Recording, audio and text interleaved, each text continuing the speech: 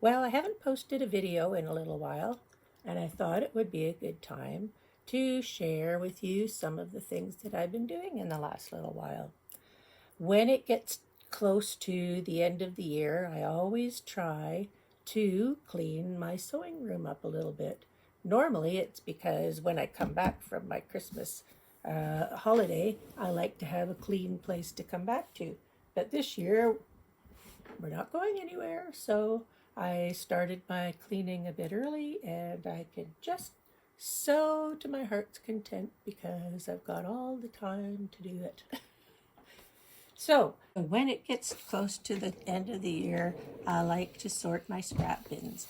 And I change them around and I take out small pieces that aren't going to work well with bigger projects.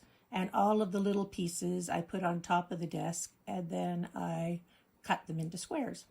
So I've got a black and white bin, and you see the blacks are on, mostly blacks are on one side, mostly whites are on the other side. I've got a bin that's got green and yellow scraps, mostly green on one side, mostly yellow on the other. I've got one here. I don't have many red or orange or purple, so got lots of brown though. And the last bin to do isn't sorted yet. It's all the blues and greens, and it's still a big pile and a big mess. I've got a piece of cardboard there to use as a divider when I get it sorted. But I'll do that another day. I can't do them all at once. So, as I said, when I get a whole bunch of stuff that's kind of small, I usually put it up on the desktop and then I cut them. I sit at my chair over there with a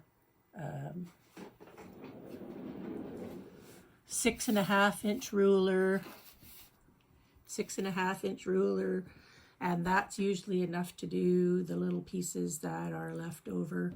And so what I do, if there's a piece that's big enough to cut a 6.5-inch square, it goes in the first pile here.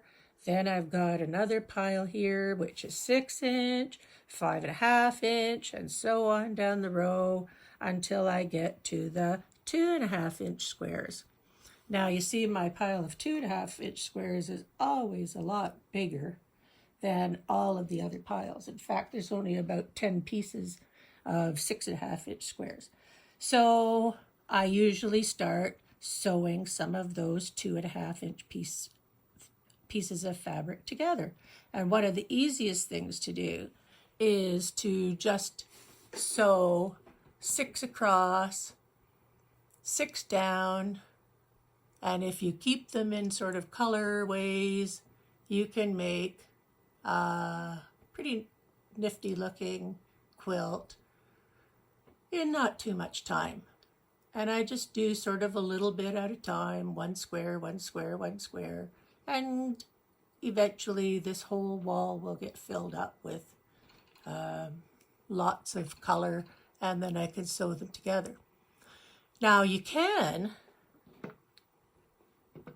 make, if you have orphan blocks, you can add them to this kind of a pattern very easily.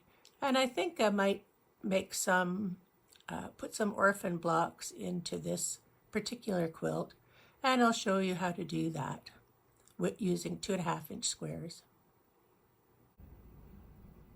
So one day, somebody gave me all kinds of paper pieced hearts. And this was part of a exchange that the woman did, and all these pieces came from somebody all over the place. They all have a name on the back where they came from. And they're really kind of special. And I've been saving a lot of them for a long time. But I think time has come. I'm going to insert these into the quilt I'm making using all the scraps that I've been cutting the last couple of days. Now these things are going to fit right in quite easily. So the first thing I do is just pick out the 2.5-inch squares that I would put into the square. There are 6 across the top. 1, 2, 3, 4, 5, 6. 1, 2, 3, 4, 5, 6, and 6 down. So the little heart actually is the same size finished as 4 of the 2.5-inch squares. So it's going to fit right into this pattern without any problem.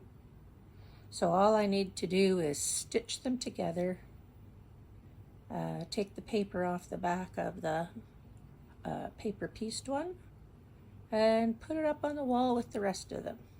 And then I'll continue to do that throughout and sporadically place these nice orphan blocks into this quilt and give it some real fun meaning.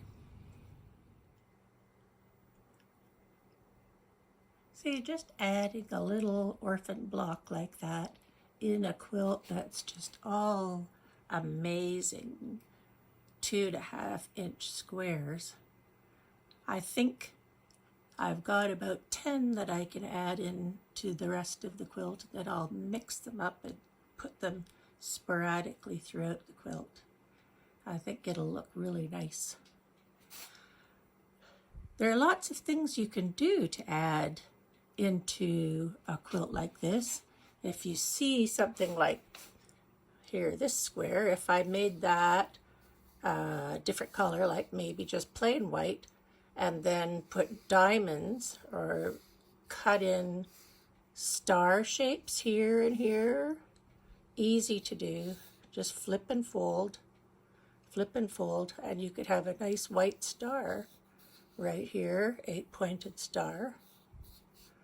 You can add all kinds of things into these quilts to give them some interest. They don't have to just be diagonal rows of similar colors added together. You can make them into zigzags. You can do all kinds of things.